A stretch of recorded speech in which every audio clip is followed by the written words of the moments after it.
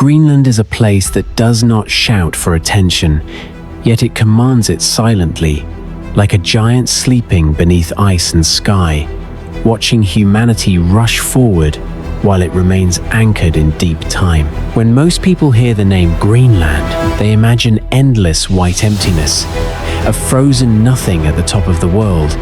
But that idea could not be more wrong. Greenland is not empty. It is ancient, alive, and profoundly human. Beneath its vast ice sheet lies a land older than memory itself.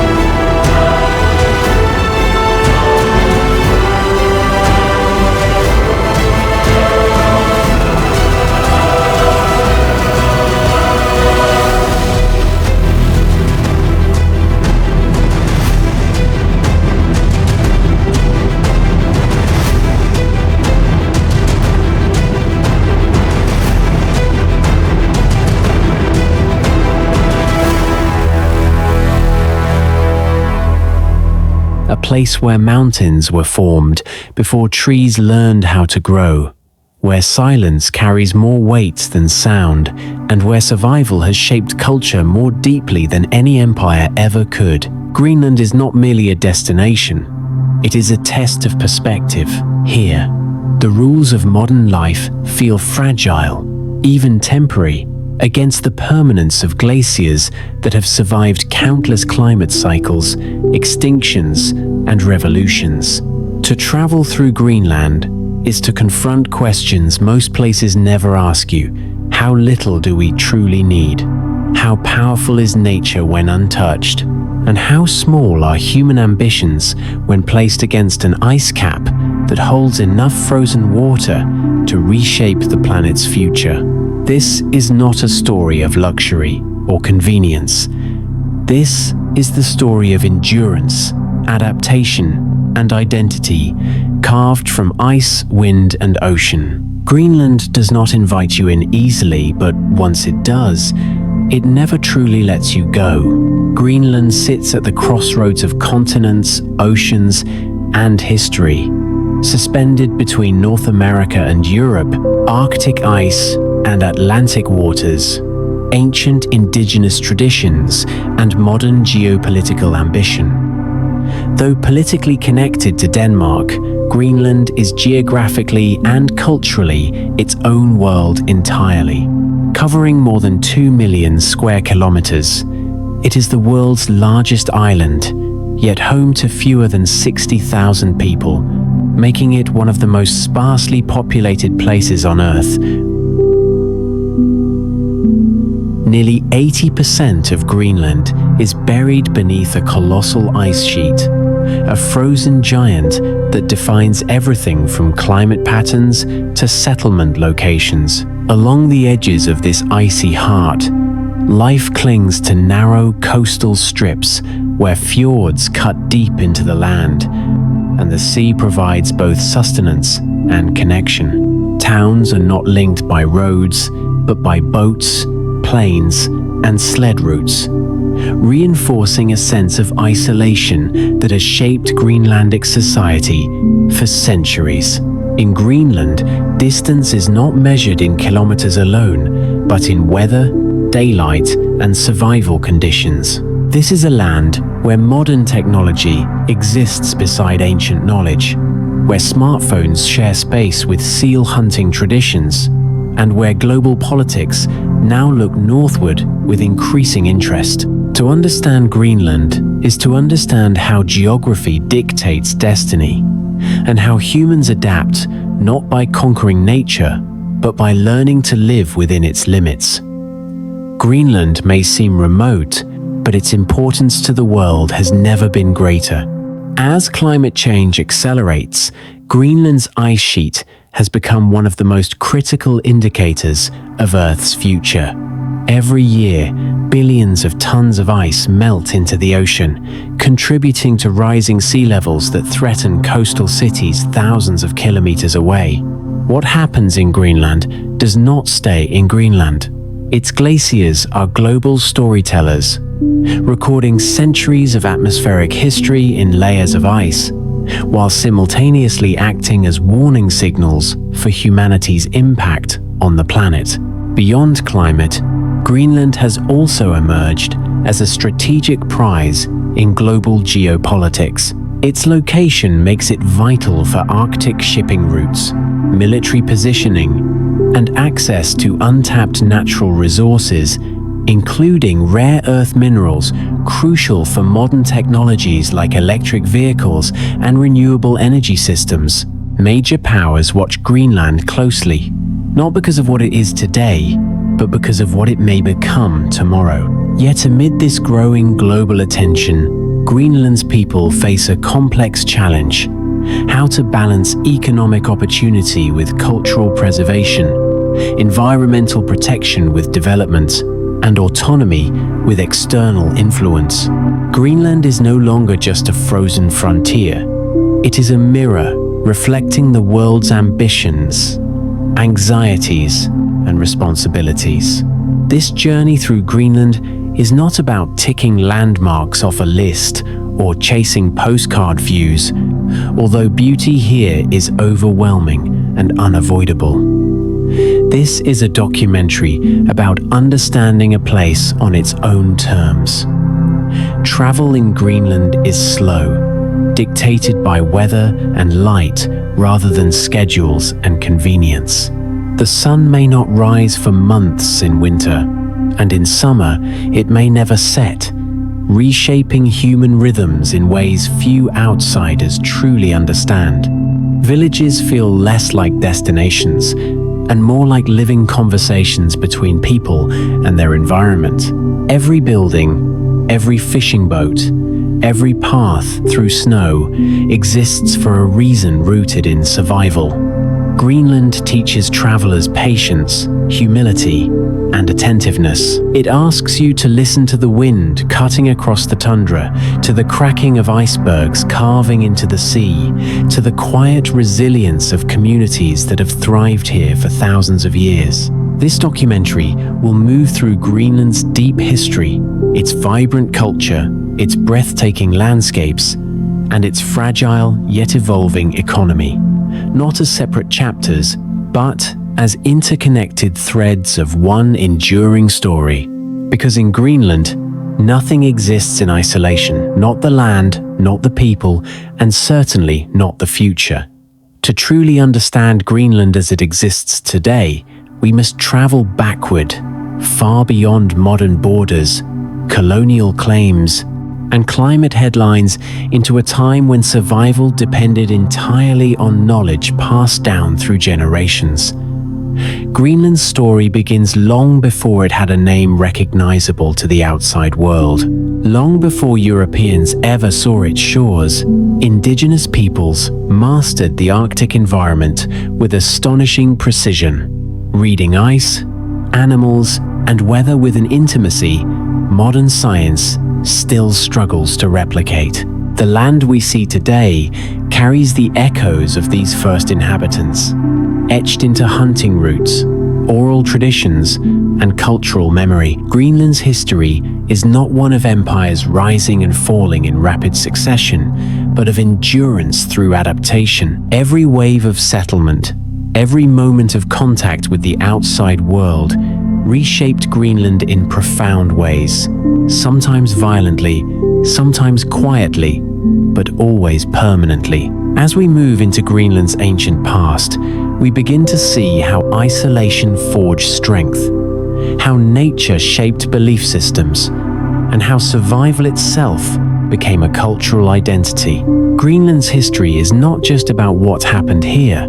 It is about how humanity learns to exist at the very edge of possibility, Long before Greenland appeared on European maps, long before it became a subject of climate science or geopolitical debate, it was already home to some of the most resilient humans to ever exist. The earliest inhabitants of Greenland arrived thousands of years ago, migrating eastward across the Arctic from what is now North America.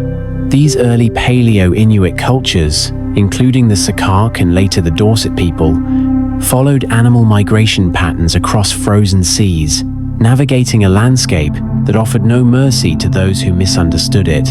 Survival in Greenland was not about dominance over nature. It was about deep harmony with it. Every movement, tool, and shelter reflected a precise understanding of ice, wind, and wildlife.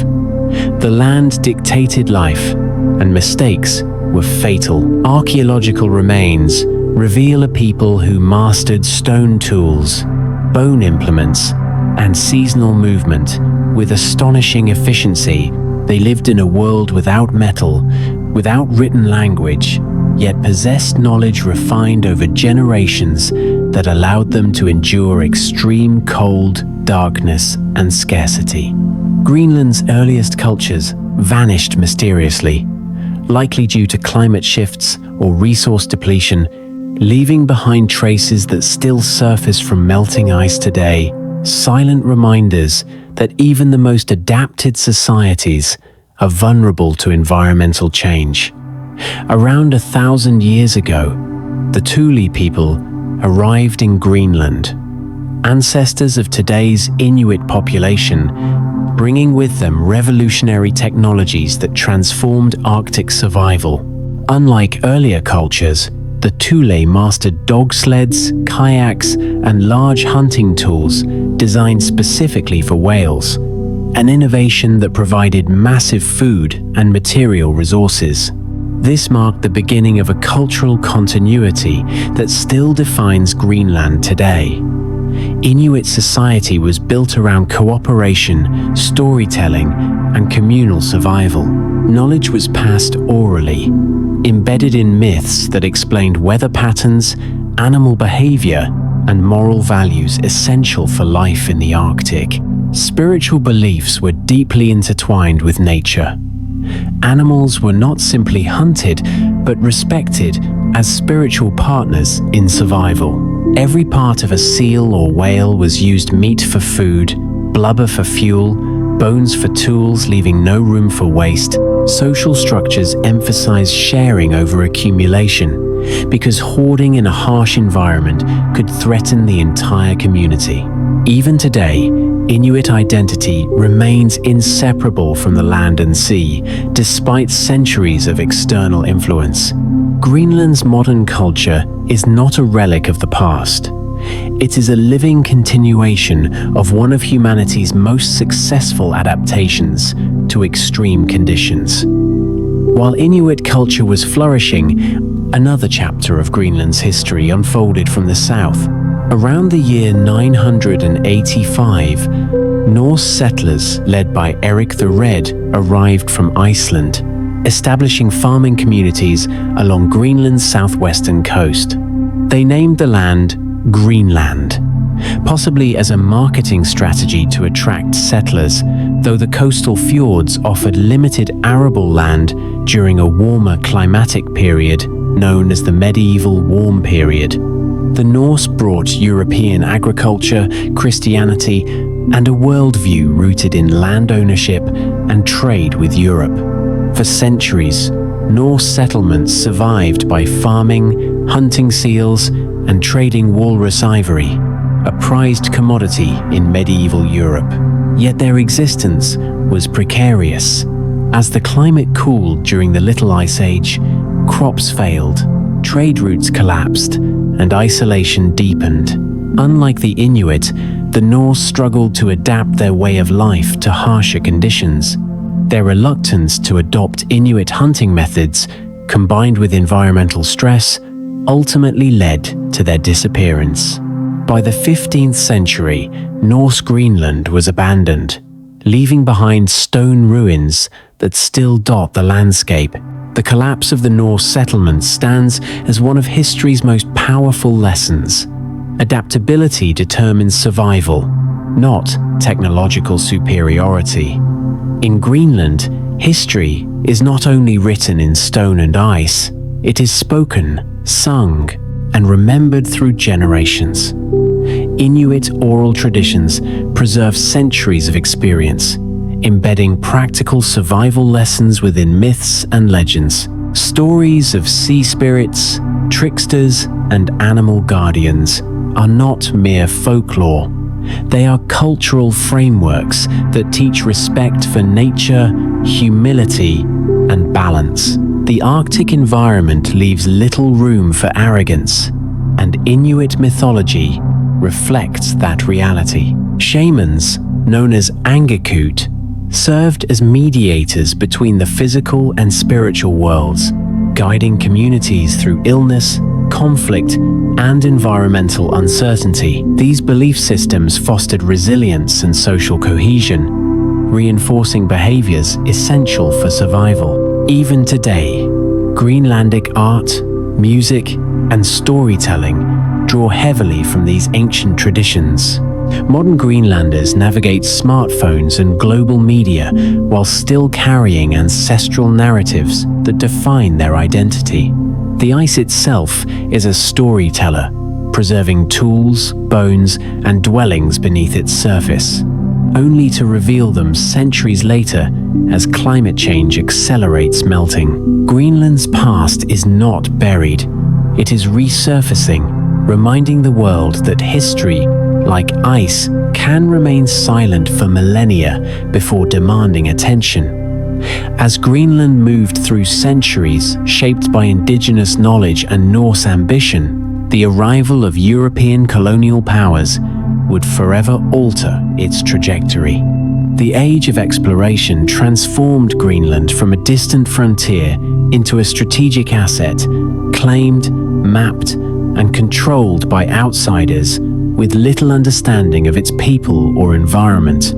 These encounters reshaped governance, religion, economy, and identity in ways that still resonate today. Yet Greenland was never simply conquered in the traditional sense. Its geography resisted domination, its people adapted selectively, and its culture endured despite immense pressure. As we move into Greenland's colonial era, we begin to see the roots of modern Greenlandic society, its struggles for autonomy, its complex relationship with Denmark, and its ongoing journey towards self-determination. The story of Greenland is not one of disappearance, but of persistence. Against ice, empire, and time itself, Greenland continues to exist on its own terms. By the early 18th century, Greenland was no longer an isolated Arctic world known only to its indigenous inhabitants and the ghosts of vanished Norse settlers. It had become a target of European ambition, curiosity, and religious expansion. Denmark, Norway, formally reasserted its claim over Greenland in 1721, sending missionaries and traders under the banner of Christianity and commerce. This moment marked the beginning of colonial Greenland, a period that would fundamentally reshape the island's political structure, economy, and cultural identity. European missionaries sought not only to convert Inuit populations to Christianity, but also to reorganize their social systems, replacing indigenous belief structures with European norms. Trade monopolies were established, controlling access to goods and reshaping Greenland's economy around European demand. Seal oil, whale products, and furs became commodities rather than lifelines. While Danish rule was often framed as protective rather than exploitative, it imposed strict controls that limited Greenlandic autonomy for centuries. Greenland was effectively cut off from the rest of the world, not by ice, but by policy. This isolation slowed modernization, but preserved aspects of Inuit culture that might otherwise have been erased entirely. Colonial Greenland existed in a paradox, shielded from some global disruptions, yet denied the right to determine its own future. The arrival of Christianity marked one of the most profound cultural shifts in Greenlandic history. Missionaries translated religious texts into Greenlandic, inadvertently preserving the language in written form, while simultaneously undermining traditional spiritual systems. Schools were established to educate Inuit children, often prioritizing religious instruction over practical Arctic survival knowledge. Over time, Christian values became embedded in daily life, altering family structures, moral codes, and community leadership. Yet Inuit culture did not disappear. It adapted. Traditional beliefs merged with Christian practices, creating a unique spiritual landscape that still exists today. Greenlandic hymns, for example, often carry emotional depth rooted in older storytelling traditions. Education brought literacy and new opportunities, but it also introduced hierarchy and dependence on Danish systems. As Greenlandic society transitioned from nomadic hunting to settled communities, cultural loss became an unavoidable consequence. Languages shifted, traditions weakened, and external authority grew stronger. Still, Greenlanders retained something essential: the ability to absorb change without losing their core identity. The transformation of culture under colonial rule was neither total nor passive. It was negotiated daily in homes, schools, and communities across the island. For centuries, Greenland's economy functioned under a strict Danish trade monopoly that controlled prices, production, and access to foreign markets. While this system protected Greenland from exploitative private traders, it also prevented economic independence and innovation. Greenlanders were encouraged to produce goods that benefited Danish interests rather than their own long-term development.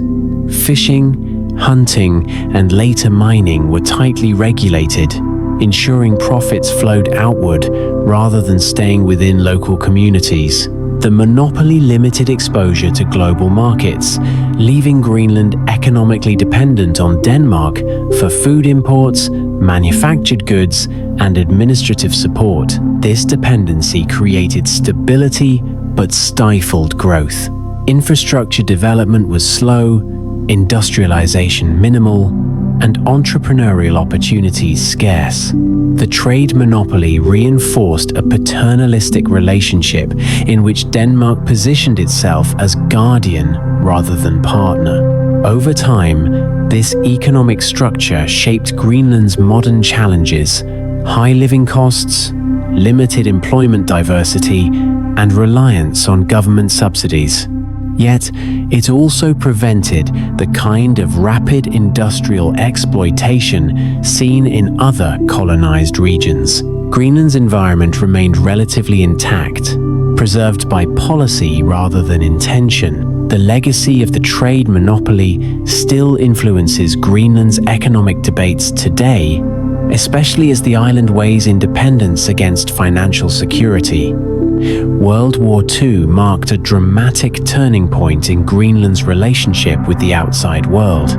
When Denmark was occupied by Nazi Germany in 1940, Greenland was suddenly cut off from its colonial ruler. The United States stepped in, establishing military bases to protect North Atlantic shipping routes and prevent German expansion into the Arctic. For the first time, Greenland engaged directly with a global superpower, bypassing Denmark entirely. This period accelerated modernization. Airstrips, weather stations, and infrastructure appeared almost overnight. Greenlanders experienced new technologies, wages, and exposure to foreign cultures. After the war, Greenland could no longer return to complete isolation. The island's strategic importance was now undeniable, setting the stage for future geopolitical interest. In 1953, Greenland's status changed from colony to an official part of the Kingdom of Denmark, granting Greenlanders Danish citizenship. While this move promised equality, it also intensified assimilation efforts, pushing Danish language, education, and social norms. The seeds of Greenlandic political awakening were planted during this era, as people began questioning whether integration truly served their interests or merely rebranded colonial control. The post-war decades ignited a cultural and political awakening across Greenland. As modernization accelerated, so did resistance to cultural erasure. Greenlanders began reclaiming their language, traditions, and political voice. In 1979, Greenland achieved home rule, gaining control over many domestic affairs, while Denmark retained authority over defense and foreign policy. This was not independence, but it was a powerful assertion of identity. Greenlandic became the official language, cultural pride surged, and policies increasingly reflected local values. In 2009, Greenland expanded its autonomy further through self-government, granting control over natural resources and judicial matters. These milestones marked Greenland's transformation from a controlled territory into a self-aware political entity. Yet challenges remained: economic dependence, social inequality, and the pressures of globalization. Greenland's journey towards self-determination is ongoing, shaped by history, but focused on the future. The colonial era left scars, but it also forged resilience. Greenland emerged not as a broken society, but as one redefining itself on its own terms,